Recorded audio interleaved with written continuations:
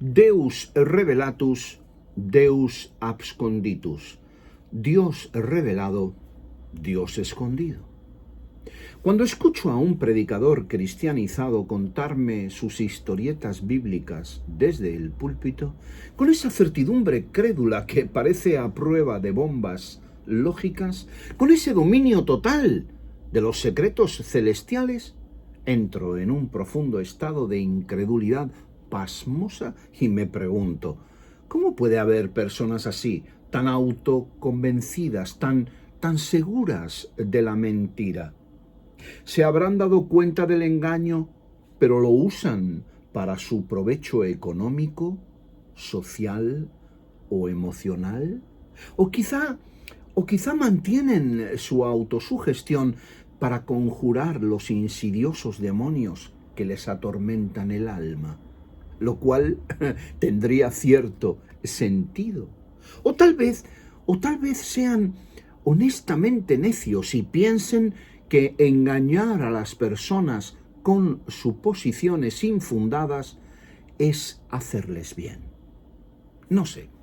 El hecho es que a mí me impresiona escuchar la seguridad ficticia con la que los sabiondos teólogos eclesiales y sus lacayos de poca monta exponen el más allá a los perdidos en las nubes del más acá. ¿Qué destreza maestra muestran para dominar todo lo que está oculto y sellado al resto de los mortales? Sobre todo en eso que se ha dado en llamar el ser de Dios. Es impresionante constatar cómo dominan este tema fundamental. Hay que ver qué profundo y extenso es lo que conocen sobre el ente divino. Son expertos en mostrar lo oscuro con total claridad. Su perspicacia sagaz no solo les ha capacitado para darse cuenta de quién es el verdadero Dios entre todos los dioses que ha producido la humanidad, asunto ya de por sí muy complicado verdaderamente, sino que además saben con exactitud lo que su Dios particular quiere o no quiere, lo que le gusta y disgusta. Conocen al dedillo todas sus andanzas, planes y ejecuciones, sus oficios preferidos y además están al tanto de todas sus intervenciones temporales en la historia, las pasadas, las presentes y las futuras. ¡Qué barbaridad! Hay que ver lo que se eleva a la imaginación cuando se llena del helio de la soberbia. Para estos predicadores de fundamentos etéreo-radicales, todo lo referente al ser celestial supremo está tan claro y cristalino como el agua turbia que desciende de la montaña al lago. Son verdaderos perros cazadores de Dios que con un olfato privilegiado siguen el rastro de las huellas divinas por las planicies de lo ignoto. Están muy al tanto y conocen que el Dios literario de la Biblia tiene boca, pies, ojos y manos. Distinguen toda su fisonomía y son capaces además de dar detalles precisos de ella. Pero no se queda ahí la cosa, sino que también nos indican con autoridad indiscutible las íntimas emociones que afectan a la divinidad judaizada que predican. Saben, por ejemplo, que aquel Dios sufre celos punzantes, tan afilados como los de aquel que se casó con la prostituta del pueblo. Aseguran que el Dios judaizado se irrita por cualquier pequeña necedad, al punto que si se le cruzan los cables es capaz de una animalada que salpique sangre a las paredes y al techo. El ser divino para estos individuos no tiene ningún secreto, además de los necesarios y apostólicos, naturalmente. Están convencidos, debería decir que están sugestionados, de que el Dios que leen es, como os digo, una persona agrandada, un super individuo al que solo ellos, por la gloria de su cargo, poder y santidad, pueden conocer y comprender. Ante esta erudición de aquello que está por verse, porque es invisible, yo y otros conmigo, incrédulos y desconfiados como inspectores de Hacienda investigando las cuentas de un rapero, nos preguntamos: ¿de dónde sacarán estas gentes ese conocimiento tan detallado sobre las intimidades y andanzas divinas? ¿Cómo es posible que conozcan con tanto pormenor lo que es inconcebible? ¿Les vendrá del aire como esporas de conocimiento infuso? ¿O son gatitos videntes que aprecian con claridad lo que hay en la noche de lo incierto? Pues no, mi querido amigo, no. Es mucho más simple que todo esto. Resulta que estos predicadores de espejismos candentes saben tanto de Dios, sus andanzas y entresijos, porque, escuche bien, lo leen en los libritos de la Biblia. ¿Lo puede usted creer? Pues créalo, porque es así. De los ocurrentes libros que componen eso que se ha dado en llamar la Biblia, surge todo el hedor, ellos lo llaman perfume, que los acompaña y distingue. Bajo el influjo de esta literatura que cabalga entre lo universal y lo nazi, de nacionalismo, estos vendedores de humo se caen de culo en un trance gnóstico cegador y se tragan todo lo que les echan los textos sacralizados, desde que Dios tiene manos, pies, boca y ojos, hasta que se desespera, irrita o alegra por los acontecimientos que le sorprenden. Creen y hacen creer lo que haga falta, lo que sea menester engullirse para mantener a flote una sugestión, ellos lo llaman fe, insulsa, deprimente y tontaina, que además embrutece. Por ejemplo, cuando leen que Dios hizo al hombre varón y hembra, a su imagen y conforme a su semejanza, no encontrarán problema alguno en personificar lo divino. Ninguno, en absoluto. Por eso promulgan lo que se conoce como la analogía entis, la analogía del ser, que es una payasada bíblico-cristiana recogida, traída del circo religioso judío, que afirma con cara dura y voz de presentador circense que lo divino y lo humano son entes complementarios y por tanto desde el uno puede explicarse el otro y viceversa. Así, los teólogos cristianizados hacen florecer el argumento pseudológico que afirma: pues hombre, si el ser humano tiene manos, pues Dios también. Si pies, pues igual Dios. Y si sufrimos angustias e indecisiones, odios y amores, pues Dios sentirá lo mismo. Está claro. No comprendo cómo hay gente que no entiende esta simpleza. Cualquiera con humo en la cabeza la puede aceptar sin rechistar. Porque es que, oiga, está tan claro.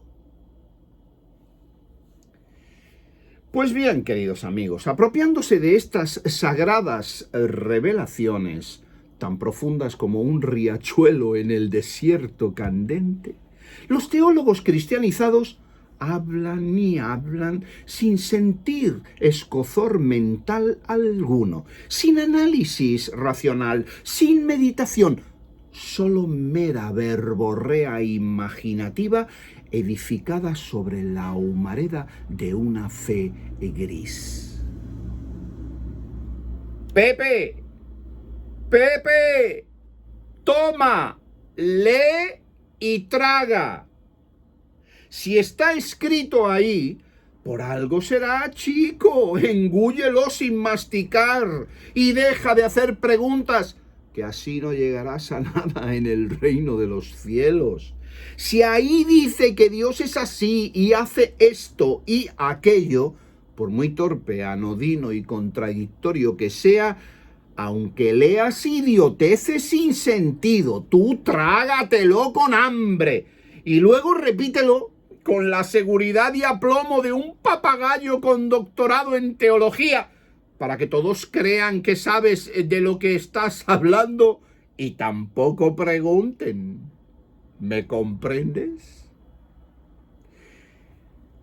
No obstante lo dicho, cuando con mucho esfuerzo, logras detenerles un momento la carreta desbocada que conducen con tesón y alegría, y tratas de profundizar un poco, haciéndoles pensar sobre el importante y fundamental tema de el ser de Dios, te confesarán medio aturdidos que aunque Dios es una persona de las características antes mencionadas, porque son tercos como bull terriers, los libros bíblicos dicen que muestran también otros atributos divinohebreos que el ser humano no posee ni tampoco entiende.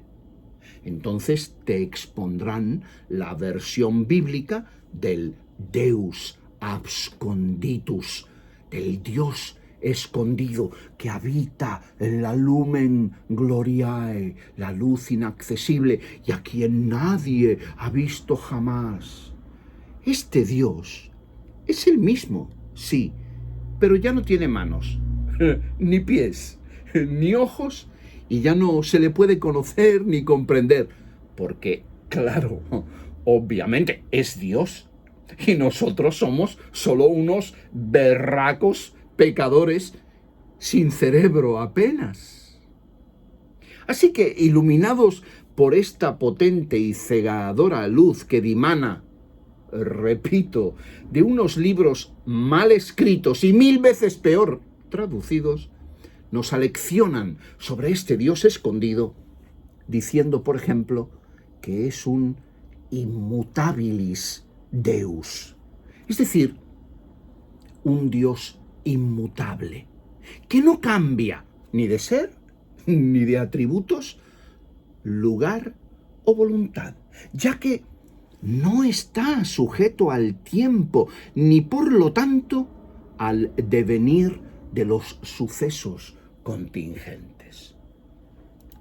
Pero ante esta afirmación tan gratuita y facilonga, caben muchas preguntas. Por ejemplo, si el Dios bíblico no cambia, ¿por qué pasa de la tranquilidad amable a la ira destructiva en un segundo, como afirman con autoridad suprema los textos para ellos sagrados?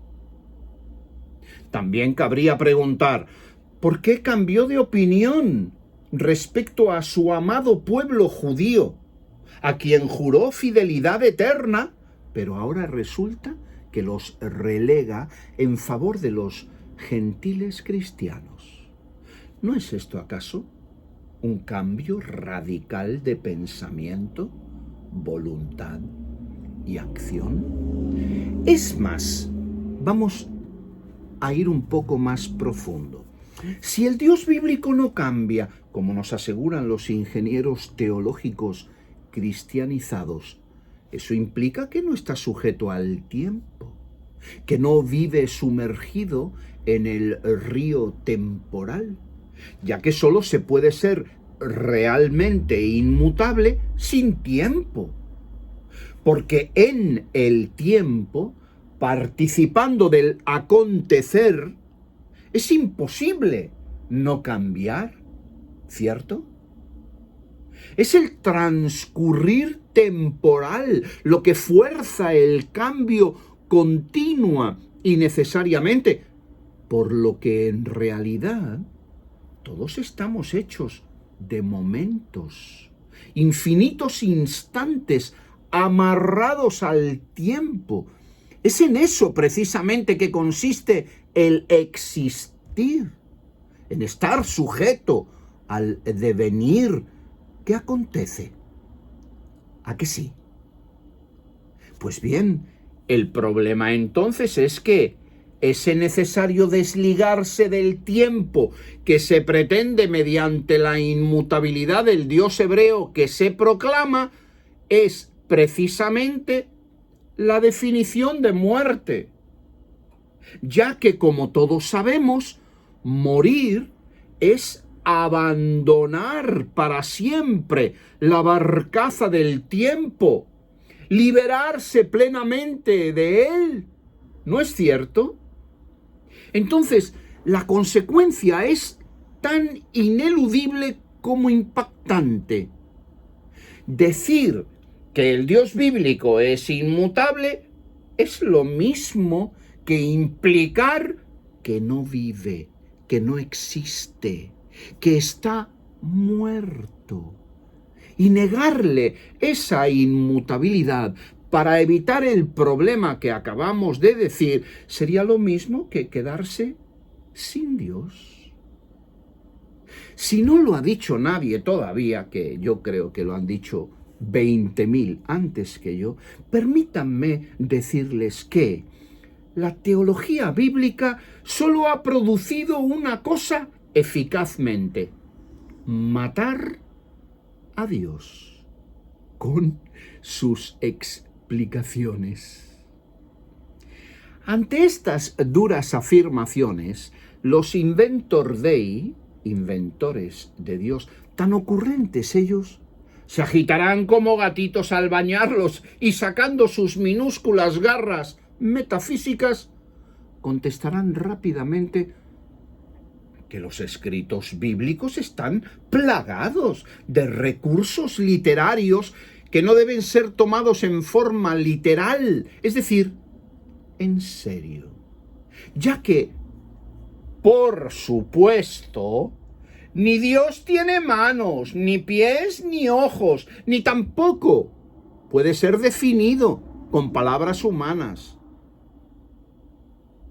El problema es que esta afirmación es una trampa tendida por ellos en la que ellos mismos caen, ya que implicar que los textos de la Biblia son, en algo tan fundamental como el ser de Dios, no más que relatos formados por figuras literarias artificiales, es en realidad la confesión plena de la incapacidad de los libros bíblicos para cumplir el oficio que pretenden como reveladores del auténtico y único Dios verdadero.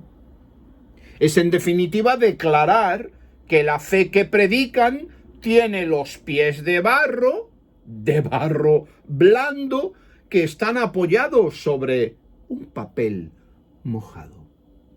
Porque la pregunta surge inmediata y naturalmente: ¿dónde empieza y dónde termina en la Biblia esa forma literaria de hablar que no debe tomarse literalmente, es decir, en serio, a la que aluden? ¿Qué es dato y qué es mera imaginación mítico-literaria en sus páginas? Y además, ¿quién tiene la última palabra en la interpretación de esos escritos? ¿La razón? ¿La autoridad religiosa? ¿El individuo? ¿O la tradición? Por ejemplo, cuando los libros bíblicos dan por hecho que su Dios nos cuenta lo que quiero decir es que cuando los libros bíblicos dan por hecho a su Dios, lo dan por hecho, y nos cuentan sus maravillosos actos interventores, por ejemplo, la elección de Israel, el éxodo, el casi sacrificio de Isaac, las tablas de Moisés, la conquista de Canaán, etcétera, etcétera. Estas cosas que se relatan allí, ¿son una forma de hablar metafórico-literaria? Como cuando hablan de los miembros físicos del ser del Dios judaizado, o son verdades ciertas de la historia. Y cuando los escritos cristianos nos muestran el plan de salvación por medio de la muerte y resurrección de Jesús, ¿es este relato también un efecto literario, una sinécdoque, una hipérbole, una metáfora, algo que no necesariamente ocurrió en la historia, sino que se escribió para que sacáramos ciertas conclusiones de ello? Fíjense que si se acepta la manipulación mítico-literaria de los textos bíblicos, ¿quién puede asegurar entonces que lo que se escribió ahí en los textos de la Biblia correspondió exactamente con lo real que aconteció? La respuesta es nadie. Nadie puede certificar que aquellas cosas ocurrieron en absoluto o que son meros artilugios literarios usados con otras intenciones ulteriores. Mientras tanto, queridos amigos, fíjese usted de qué forma tan, digo yo, sencilla, sin esforzarnos apenas, hemos descubierto el error mayúsculo que cometen los escritos bíblicos en referencia a su punto fundamental, el ser de Dios. Porque resulta que Dios es una cosa, pero también es todo lo contrario. Podemos hacernos cierta imagen mental de Él, noten el género. Lo podemos concebir en nuestra mente, ya que, según se afirma, ambos somos seres análogos. Lo podemos conocer, sabemos muchas cosas de Él, pero, a su vez, no podemos tener ni idea de lo que es, ni de lo que piensa, ni de lo que hace. Por lo tanto, de todo esto se desprende que el grandísimo absurdo de darle algún crédito a los libros bíblicos no solo proviene de desconocer la falta casi total de rigor histórico que estos textos poseen, o de ignorar la manipulación a la que han sido sometidos a lo largo de la historia de sus traducciones, o el no estar al tanto del escaso respaldo arqueológico que poseen, sino de no darnos cuenta de que los escritores de los textos de la Biblia no tenían en realidad ni la más remota idea de lo que escribían en relación al ser de Dios que publicaban. Esta es la razón por la que plantearon en sus textos bíblicos una contradictio in adjecto, es decir, una contradicción en el adjetivo, como la que se comete cuando nos referimos al círculo cuadrado o a la eternidad temporal. Eso es lo que es un Dios personal, una contradictio in adjecto, repulsiva y cegadora. Y es muy bueno que lo sepamos y lo tengamos muy en cuenta. Porque lo cierto es que si los vendedores de humo fueran honestos y consecuentes con lo que ellos mismos predican, deberían tener el valor de separar su concepción divina de toda analogía, símil o comparación con lo humano, y renunciar también a las mentiras contradictorias que se presentan en la Biblia sobre el ser divino, ya que en justicia a la verdad sobre este asunto no queda otro camino que el que impone la nobleza: aceptar la ignorancia radical, rebosante de humildad. No sabemos ni podemos saber quién ni qué es Dios, ni lo que piensa o lo que hace.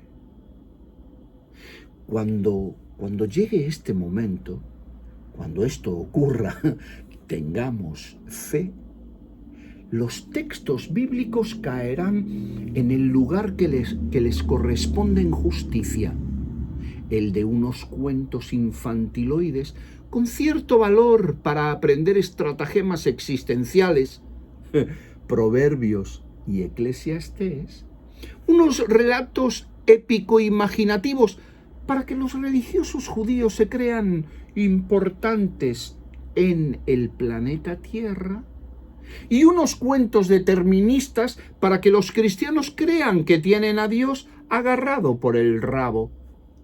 Pero nada más. La teología misma, con todo su engreimiento y soberbia, se revelará como lo que siempre ha sido: un mal numerito de circo. Y los religiosos andarán por primera vez en sus vidas con un letrero en el pecho que diga: se busca trabajo. Tal vez de esta forma tendrían cierta dignidad. Al menos no andarían por ahí engañando a la gente. Lo realmente cierto e inevitable, desde la perspectiva natural, coherente y sincera, es que si eres capaz de indicar quién y cómo es Dios, qué piensa, qué hace, qué le complace o qué desea, si le atribuyes alguna coherencia o plan, como hacen continuamente los predicadores y cristianos de a pie, basados en los alegatos bíblicos, no es sobre lo divino sobre lo que estás hablando, sino de un monigote que tú has osado creerte en tu propia mente. Eso es precisamente lo que nos presenta la Biblia cuando trata de acercarnos a Dios, haciéndolo identificable, reconocible y conocible, y a la vez lo aleja de nosotros trascendentalmente. Lo que fabrica es un pelele de feria. Pinocho tiene más credibilidad. Por eso es que al oírlos atreverse a hablar de lo divino de la forma en que lo hacen, me embarga una incredulidad pasmosa. ¿Por qué no aceptan que han creado un títere sin cabeza, que no es más que la más rotunda ejemplificación de lo absurdo? Y entonces me revuelvo, como muchos de vosotros, por dentro, como una licuadora de pensamientos, y me pregunto 1000 veces, ¿no sería más honesto, menos engañoso y manipulador que tanto los textos bíblicos como los predicadores y maestros que a ellos se refieren fueran menos soberbios y más humildes, y reconocieran que la divinidad es un misterio total, insondable e inexplicable, la conjunción imposible entre el ser y el no ser, y por tanto dejaran de engañar a la pobre gente que busca respuestas y se guardaran, en vez del dinero de los demás, la lengua en el bolsillo? ¿Por qué serán tan tozudos y no aceptarán su ignorancia en algo que es perfectamente natural desconocer? ¿A qué viene tanta autosuficiencia, engreimiento y soberbia de tanto pastor, predicador y teólogo, cuando la única verdadera y limpia teología se expresa en un puñado de no más de 9 palabras, que cualquiera, además, puede entender? Sobre Dios, nada se sabe porque nada puede saberse. ¿No sería esta la declaración ignorante plena, el origen de la más profunda, noble, desinteresada y verdadera sabiduría? Pero si usted, mi querido amigo, muestra su versado conocimiento de lo que es Dios, de lo que come y descome, de lo que piensa y siente, de lo que planifica, hace o deshace, lo único que usted está demostrando es que es usted un idiota redomado y engreído que hace alarde de su ignorancia a gritos. Perdóneme que se lo diga, ¿verdad? Pero para eso están los amigos, para decirnos lo que no nos gusta ni queremos oír. La concepción natural de lo divino nos obliga a la paradoja primordial de aceptar la total imposibilidad de conocer algo cierto acerca de ello, y de esa manera nos brinda graciosamente una cura eficaz contra el endiosamiento humano, que es una tentación que siempre está a la vuelta de la esquina. Y además, al hacernos humildemente humanos, borra de la faz de la tierra la necesidad de la estupidez religiosa tan mentirosa y soberbia, lo cual ya es un avance tremendo para la raza humana, ¿verdad?